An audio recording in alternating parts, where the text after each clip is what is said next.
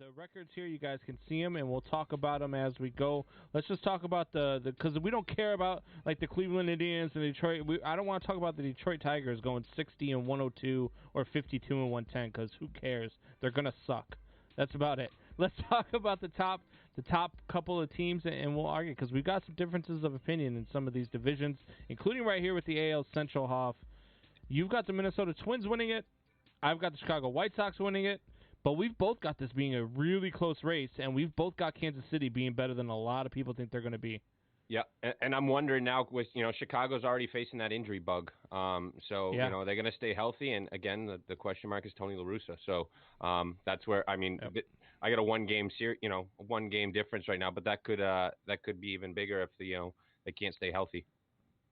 Yeah, absolutely. And losing Eloy Jimenez is huge. But they did go out this winter and make some signings there when they went out and they got Adam Eaton back from Washington. They did go out and, Lurie Garcia is a very good, capable outfielder. And, so I really like what the White Sox have even without him. Luis Robert in the lineup as well. They've got a very good lineup. They've got a very good young pitching staff. Lucas Giolito's a stud.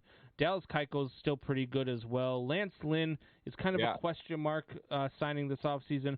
But this kid, Dylan Cease, man. Dylan Cease is a beast. An absolute beast. I mean, you mentioned Lynn. I think that that didn't get enough attention, like the Snell and Darvish deal did. I mean, he's first in major league innings, in innings, 292 and a third. When it comes to innings over the past couple of years. So, I think this Lance Lynn is what helps them out. But again, it's that injury bug that I'm worrisome of. Yeah, no, for sure. I like their starting pitching more than I like the Twins starting pitching. I like Maeda and Berrios. I think that they're very iffy after that with Pineda, Shoemaker, and Happ. But and then you look at their lineup. I mean, I love Andrelton Simmons. I love Josh Donaldson.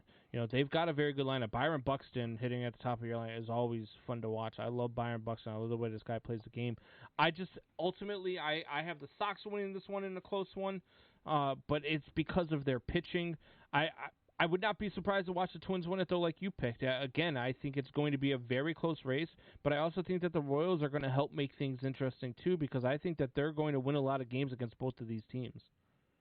Yeah, I do think the Royals, like we've discussed, I think they're going to outperform this year and take a pretty big step forward. But I mean, you have the bomb squad with with this Twins offense. I know they took a step back last year, but I think adding Gold Glove and Simmons, and Maeda and Berrios, they're going to have the 10th ranked bullpen. I know the White Sox have the best bullpen, but I just think that I think Minnesota finds a way to stay healthy, and I think they perform better under Rocco Baldelli. I almost like, and I don't know if you agree, I almost like the Royals pitching staff more than I like the Twins pitching staff as two top to bottom with Keller, Minor, Singer, and Duffy. I really like those guys in the rotation. I think Salvador Perez is probably the most underrated and underappreciated catcher in all of baseball. They picked up Carlos Santana. Again, they have Ryan McBroom, who I know a lot of. I've watched him ever since he was in college at West Virginia.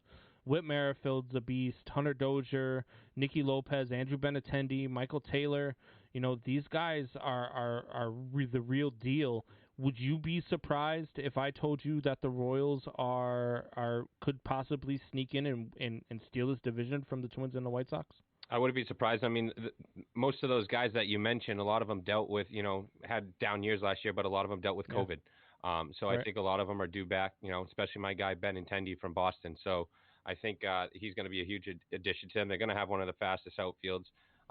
Pretty solid defensively. They're going to hit, and like you said, they got, they're not the best pitching staff, but top to bottom, they're solid. So Buck, we're here and we're pumping up your boys out there, the Kansas City Royals, man. How do you feel about the way we're talking about your boys right now? As Kansas City fans, we always like to fly under the, scope, just because once there's pressure on the team, we usually don't perform and live up to the hype. So I would prefer you guys to put them down at 5. So when we do sneak up to 3-2, you're like, oh, where do these guys come from? They've been here all year. No, we'll be honest. Like I think the Royals, like I do have to agree with Hoffy. They are a year away, but this year is going to be exciting. This kind of reminds me of the 2014 team a lot.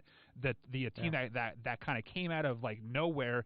And then the next thing, you know, we're in the championship game. We're like, whoa, like what happened here, right? You know who else said that they were a year away? The 2015 Cubs, who went to the NLCS. Right. The 2018 Red Sox, who won the World Series.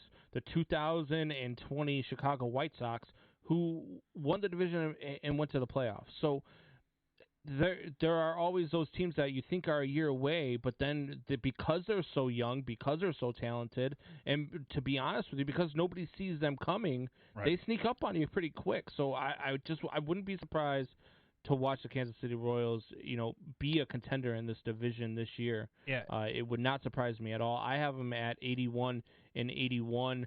Hoffy, I know you have them close as well. You have them at 82-80. So we're right there. We're right there really with this entire division. I think Detroit's going to be a little bit worse than you do, but still 102 losses or 110 losses, still that's a really rough season.